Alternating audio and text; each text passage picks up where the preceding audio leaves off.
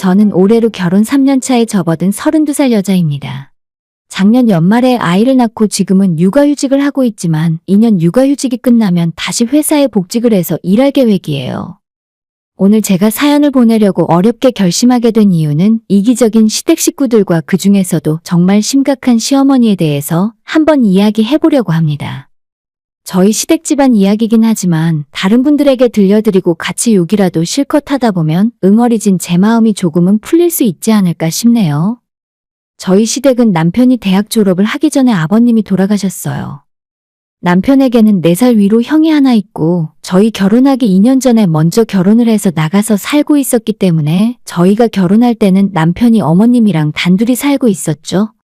제가 처음에 결혼하겠다고 어머님께 인사드리러 갔을 때 가장 기억에 남았던 이야기가 나는 두 아들한테 모두 생활비를 받아야 한다. 만약 너가 그것 때문에 불만 생길 것 같으면 지금 이야기해라. 라고 말씀하시는데 거기서 어떤 강큰 여자가 아니요, 저는 생활비 드리기 싫은데요? 할 수 있겠습니까? 어차피 저희가 연애하면서 결혼 이야기가 나올 때마다 남편이 했던 말이 자기는 아버지가 없기 때문에 형이랑 용돈을 드리고 있다고 미리 이야기를 들었어요. 제 친정부모님은 저나 우리 언니가 생활비를 드릴 필요는 없었지만 남편이랑 이야기하면서 시댁에 생활비 보내드려야 하면 친정부모님에게도 똑같이 용돈을 드리겠다고 사전에 협의가 되어 있는 상황이었죠.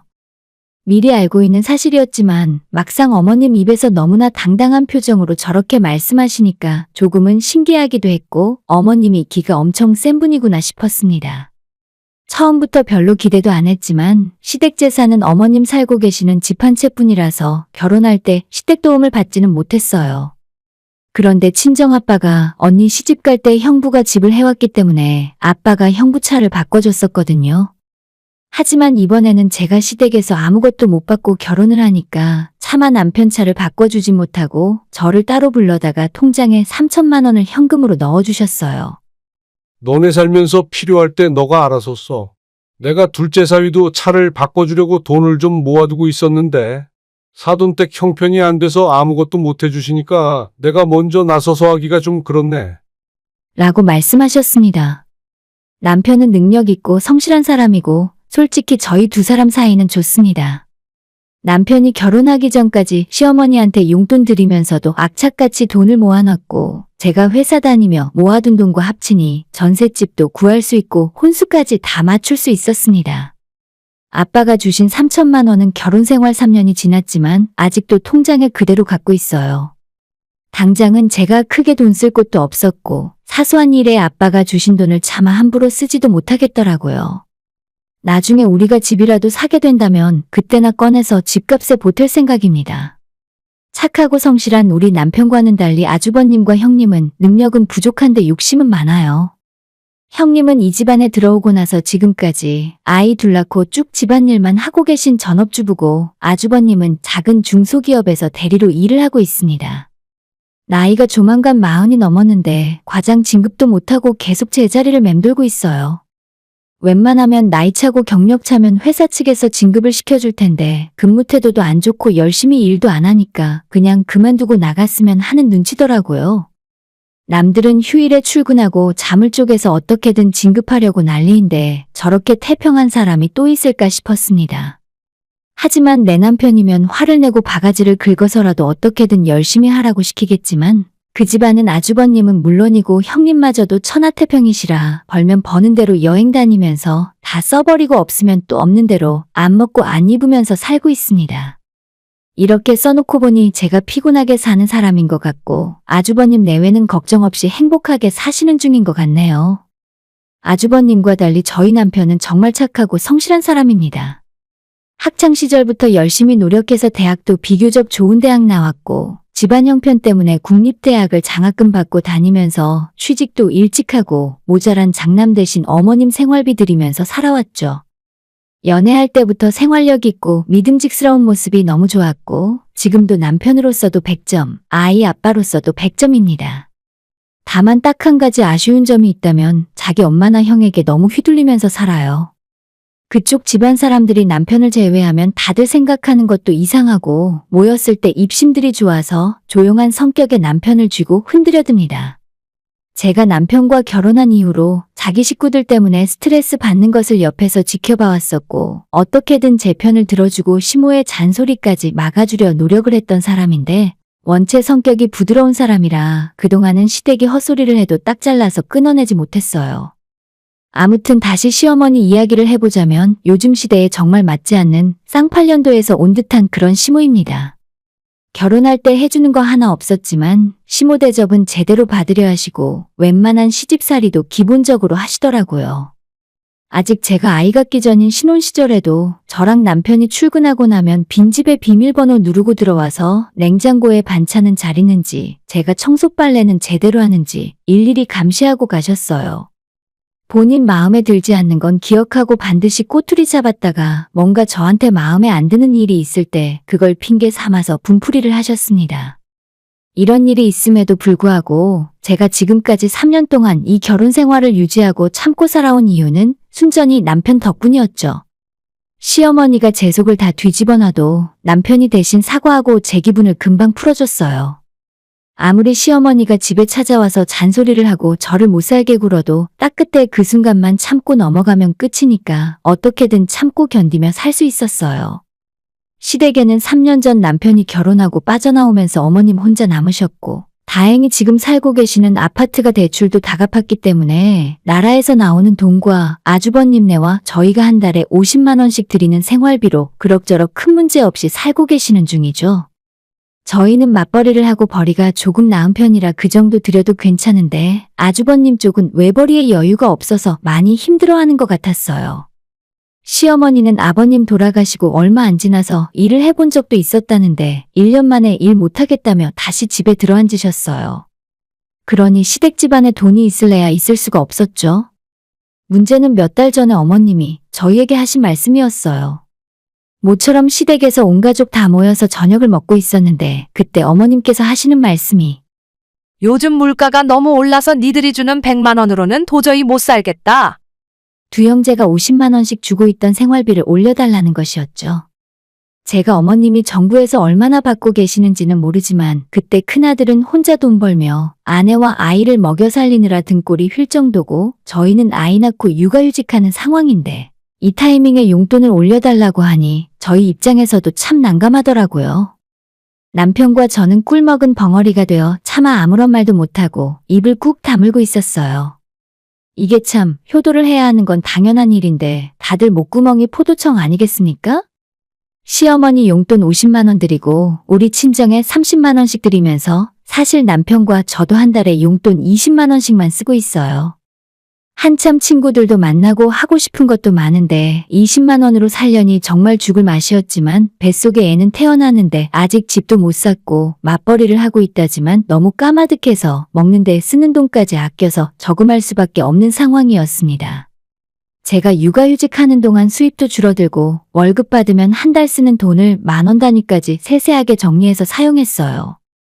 그런데 갑자기 당신 용돈이 부족하다고 늘려달라 하시니까 저희 입장에서 뭐라 할 말이 없더라고요. 한 10초 넘게 서로 눈치만 보며 아무런 말을 못하고 있다가 그래도 아주버님이 장남이라 그런지 어머님께 얼마 정도 생각하시냐 물어보셨습니다. 어머님은 딱 지금보다 2배나 더 달라고 하셨습니다. 애매하게 10만 원씩 올려받을 바엔 아예 말도 꺼내지 않았다는데 진짜 저는 속으로 헛웃음이 나왔지만 겉으로는 꾹 참고 있었어요. 남편도 사색이 되어서 우리 능력으론 그런 큰 돈은 무리라고 그렇게 못 드릴 것 같다고 이야기했더니 어머님이 갑자기 버럭 화를 내시면서 너네들은 돈도 둘이 벌면서 나한테 쓰는 돈은 아까워 죽겠니? 라고 하셨고 아무리 부모 자식 간이지만 돈이 걸린 문제니까 진짜 힘들더라고요. 차마 더 드리겠다는 말이 입에서 안 나오고 어떻게 해야 하나 고민만 하고 있었는데 거기서 갑자기 아주버님이 한다는 소리가 자기는 바로 이번 달부터 한 달에 100만 원씩 보내드리겠다고 하는 겁니다. 아니 아주버님 혼자서 300만 원 정도 버는 걸로 알고 있는데 100만 원을 시어머니한테 용돈으로 주는 아들이 세상에 어디 있습니까? 어머님도 그렇지 아들 둘한테 한 달에 200만 원씩 용돈 받아서 뭐 하시려고요? 집도 관리비만 내면 되는 자가인데다 나라에서 얼마씩 나오는 돈도 있는데 다른 남자라도 생기신 건지 비싼 취미라도 하고 싶으신 건지 진짜 어이가 없었습니다. 큰아들이 100만 원 보내주겠다고 말하자 어머님은 의기양양해진 얼굴로 저희한테 너희들은 어쩔 셈이냐? 라고 물으시는데 정말 짜증나더라고요. 결혼할 때 전세금 보태라고 단돈 1,000만 원이라도 주셨더라면 어떻게든 좋게 생각해 보려고 했는데 진짜 지금 50만 원 드리는 것도 간신히 맞춰서 드리는 겁니다. 어쩌다 한 번도 아니고 어머님 남은 평생 동안 그렇게 큰 돈을 계속해서 드릴 자신이 없었어요. 아주버님은 무슨 꿍꿍이로 저런 말씀을 하는지는 모르겠지만 저희 남편이 지금은 바로 대답하기 곤란하고 일단 천천히 생각 좀 해보겠다고 이야기했더니 어머님은 그 말에 또 빈정이 상하셨는지 둘째 아들 며느리는 필요 없다며 화를 내고 안방으로 들어가 버리셨습니다. 집안 분위기가 순식간에 얼어붙었고 저는 남편 눈치만 보고 있었는데 형님이 제게 어머님 단단히 화나신 것 같은데 분위기 안 좋으니까 일단 오늘은 먼저 돌아가는 게 어때? 사실 제가 잘못한 건 없었지만 시댁에 더 있고 싶지 않아서 그러기로 했습니다. 남편한테 집에 돌아가자 이야기하고 안방 문을 열었더니 어머님이 침대에 누워서 등을 돌리고 계셨어요. 어머님한테 저희 먼저 가보겠다 인사를 했지만 대답도 없으셨고 조용히 시댁에서 빠져나왔습니다. 그때는 몰랐는데 아마 저희가 집에 돌아간 이후 시댁에서는 어머님과 남은 아주버님 형님 셋이서 많은 이야기를 나눈 것 같았습니다. 그리고 얼마 전 저희 남편이 퇴근하고 돌아와서 한다는 소리가 우리 형이 지난달에 회사 그만뒀대. 회사 벌이로는 먹고 살기 힘들다고 치킨집 차린다더라. 거기까지 들었을 때는 그렇구나 싶었어요. 외벌이로 두 아이 키우면서 산다는 게 쉽진 않았으니까요. 근데 돈이 부족해서 회사까지 그만둘 정도였는데 시어머니 용돈을 2배로 늘려드린 건 어떻게 가능한 건가 싶은 생각이 스쳐 지나갔습니다. 저도 머리가 완전 나쁜 사람은 아니라서 그때 딱 떠오른 것이 하나 있었는데 치킨집 차릴 돈이 아주버님한테 있었어? 회사 퇴직금으로도 부족할 텐데? 아니나 다를까 제가 설마 했던 그 생각이 맞았습니다. 아주버님 퇴직금까지 다 털어봐야 몇천 되지도 않는 돈이었고 결국 어머님이 지금 살고 계신 집을 담보로 대출 1억 5천을 받아서 아주버님이 치킨집 창업할 수 있게 지원해 주셨답니다. 자기한테 효도하고 생활비 많이 주는 큰아들이 잘 되어야 집안이 산다면서 저희한테 일절 상의도 없고 떨어지는 콩고물도 하나 없으셨죠. 어머님 집이 3억 조금 넘는데 집값의 절반을 대출받아서 큰아들 치킨집 차리는데 다 밀어넣은 것이었습니다. 평소에 제가 시댁재산이라고는 어머님 살고 계신 집 하나밖에 없는데 제가 그걸 탐내거나 이제 60대이신 어머님의 유산을 노리고 있던 적은 한 번도 없었어요. 그런데 제가 생각도 안 하고 있었지만 갑자기 아주버님이 1억 5천을 가져가 버린 건 완전 얘기가 다른 거죠. 저는 화가 나서 당신은 그걸 가만히 보고만 있었냐고 했더니 남편도 치킨집 계약할 때까지 전혀 알지도 못했고 자기 형이 회사에 사표 낸 것도 어제까진 모르고 있었답니다. 순간 시어머니나 아주버님 내외에 그 뻔뻔한 얼굴들이 생각나면서 속에서 열이 확 올라왔지만 시간이 좀 지나서 가만히 생각해보니 이번 기회를 이용해서 시댁 식구들이랑 조금 거리를 둘 수 있을 것 같았습니다. 그럼 이참에 이제 아주버님이 시어머니 생계를 책임지시라 하고 우리는 용돈 차원에서 30만 원씩만 보내자. 라고 이야기했습니다. 친정부모님한테도 매달 30만 원씩 용돈 드리고 있으니 똑같이 드려도 되겠다 싶었죠. 설날에 어머님이 2배로 늘려달라고 해도 그때까지는 50만 원씩만 보냈었는데 차라리 이게 잘 됐다 싶었습니다. 남편도 제 말에 동의했고 앞으로 30만 원씩만 드리기로 결정했어요. 며칠 후에 시어머니가 그 사실을 전해 들었는지 제게 연락하셔서 왜 용돈을 주렸냐 따졌습니다. 어머님, 제가 육아휴직 하게 되면서 집에 여유가 하나도 없어요. 저희는 치킨집이고 뭐고 차릴 돈도 없고 남편 월급 들어오는 걸로 아끼고 살아야 하는데 50만 원씩 보내드리는 건 너무 힘들어요. 제가 무슨 말 하는지 알아들으시고는 그래, 너 생각 잘 알았다. 앞으로 둘째는 없다고 생각하고 살게. 하면서 전화를 끊었어요. 나중에 남편 퇴근하고 들은 이야기는 어머님이 저와 전화 끊은 뒤에 남편에게도 전화하셔서 자기한테 아들은 큰아들 뿐이고 너희들은 그런 식으로 하면 나중에 아무것도 주지 않겠다고 협박 아닌 협박을 하셨답니다. 저도 그때는 기분이 상당히 안 좋아서 30만 원 드리려고 했던 것도 없던 일로 하자고 했어요.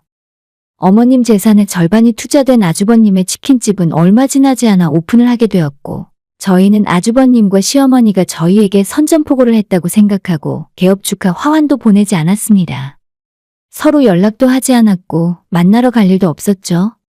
그렇게 시어머니도 저희를 찾지 않으시고 저희 부부도 굳이 시댁을 찾지 않으면서 조용하게 살았습니다. 그런데 얼마 전에 갑자기 아주버님이 제 남편에게 전화를 해왔습니다. 가게 차린 뒤로 한 번도 먼저 연락 안 하셨는데 무슨 일인가 싶었어요. 아주버님은 남이 하던 치킨집을 권리금 주고 인수받았는데 처음 이야기한 것과 많이 달라서 매출도 잘 안 나오고 이것저것 떼고 나면 남는 돈은 거의 없는 수준이랍니다. 몸은 몸대로 너무 힘들고 벌이는 예전 회사 다니던 시절보다 더 줄어들어서 자기들 먹고 사는 것도 힘들어 죽겠는데 어머님 댁 담보로 받은 대출금 이자도 갚아야 하고 어머님 용돈까지 100만 원씩 드리려니까 마른 나무에 물레기라 미치겠다더군요. 그래서 말인데 너가 용돈을 드리면 안 되겠냐? 엄마가 지금도 돈 더 내놓으라고 난리셔. 이럴 줄 알았으면 엄마 돈 안 빌려서 쓰는 건데. 아주버님이 치킨 만드는데 재능이 없는 건지 장사는 시작한 지 몇 달 지나지도 않았는데 생각처럼 잘 안 풀리는 것 같았어요. 시모는 시모대로 집까지 담보로 잡혀서 전 재산의 반을 빌려주셨으니 생활비를 아주버님에게 다 내놓으라는 식인데 진짜 이야기 들을수록 총체적 난국이었습니다. 형, 우리도 그건 좀 힘들 것 같아. 이제 애도 태어났고 생활비 진짜 팍팍하거든. 형이 엄마 집 담보로 돈 빌렸으면 그건 형이 끝까지 책임져야지. 아주버님이 금방이라도 울 것처럼 이야기했지만 남편은 끝까지 거절했습니다. 애초에 저희한테 한마디 상의도 없이 어머님이랑 마음대로 저질러버리고 왜 이제 와서 우리한테 수습해달라는 식으로 말을 하는 건지 모르겠습니다. 저희 남편이 이렇게 단호하게 화를 내는 건 그때 처음 봤습니다. 엄마와 형에게 속았다는 사실이 마음의 상처로 남은 것 같았어요.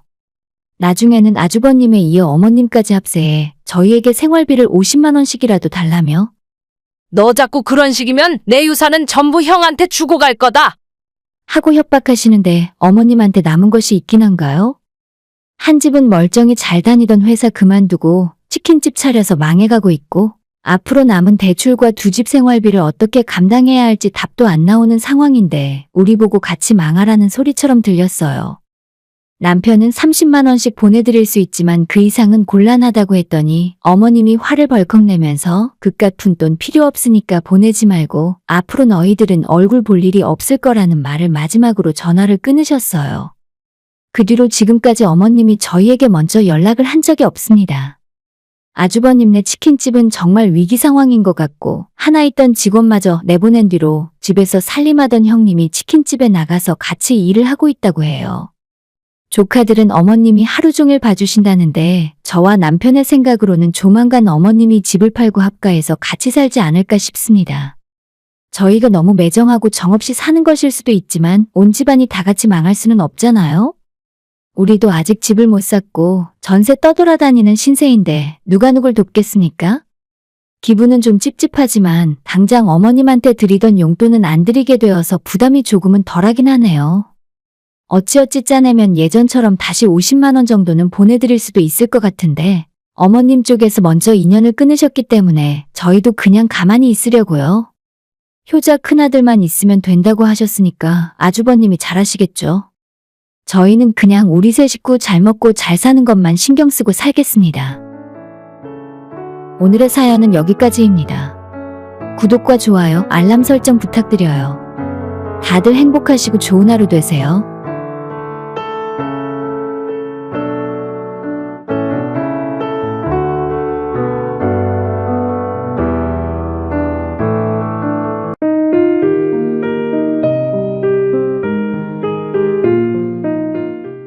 (30대) 중반에 자영업을 하고 있는 여자입니다.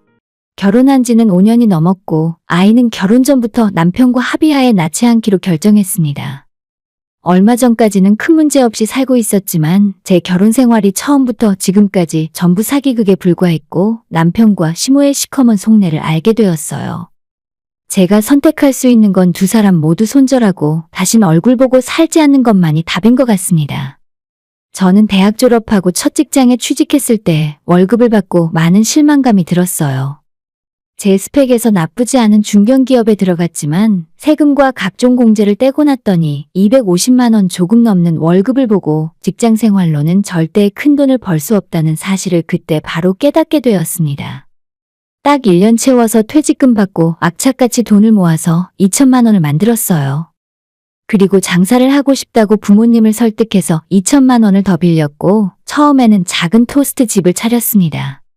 장사가 생각보다 잘 됐지만 이걸로는 큰돈 벌기 힘들다는 생각에 1년 만에 권리금 2천을 받고 다시 팔았죠. 그리고 배달 전문 식당을 차려서 점심부터 새벽까지 일했습니다. 젊은 여자가 음식 장사를 하니까 주변에서 안 좋게 보는 시선들도 있었고 주방 직원을 저보다 나이가 많은 아주머니들로 구하다 보니 분명 제가 사장인데도 말을 안 듣고 무시하는 분들이 많이 있었어요.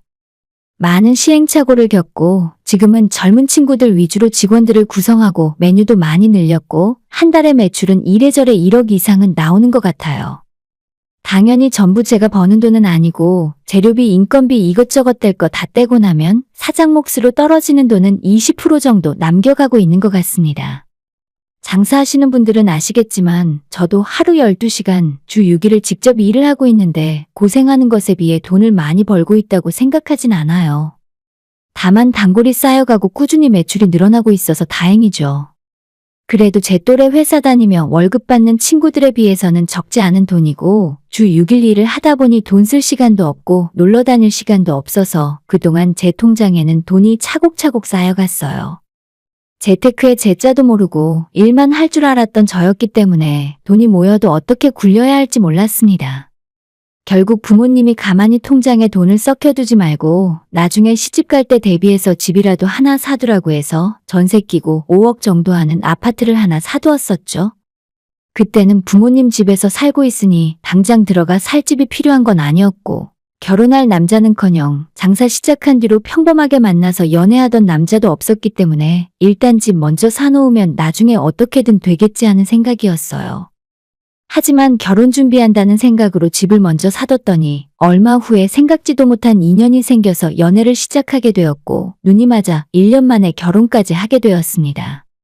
정말 집신도 짝이 있다고 하더니 몇 년 동안 연애 한 번 못하고 주변에 남자 하나 없다가 아파트를 제 이름으로 등기치고 석 달도 안 지나서 저 좋다는 남자가 뚝 떨어지더라고요. 그렇게 연애 1년 짧게 마치고 바로 결혼해서 같이 살게 되었는데 당연히 집은 제가 사놓았던 아파트에서 시작하게 되었고 당시에 전세금을 빼주고 나서도 대출 하나 없이 제 집에 들어가 살 수 있었습니다. 남편은 저보다 3살 많은 직장인이었고 예전에 장사를 한번 해본 적이 있지만 금방 망해서 그 뒤로는 전혀 욕심 없이 회사만 다니는 사람이에요. 시아버님은 남편이 군대 생활하던 시절에 돌아가셨고 그 이후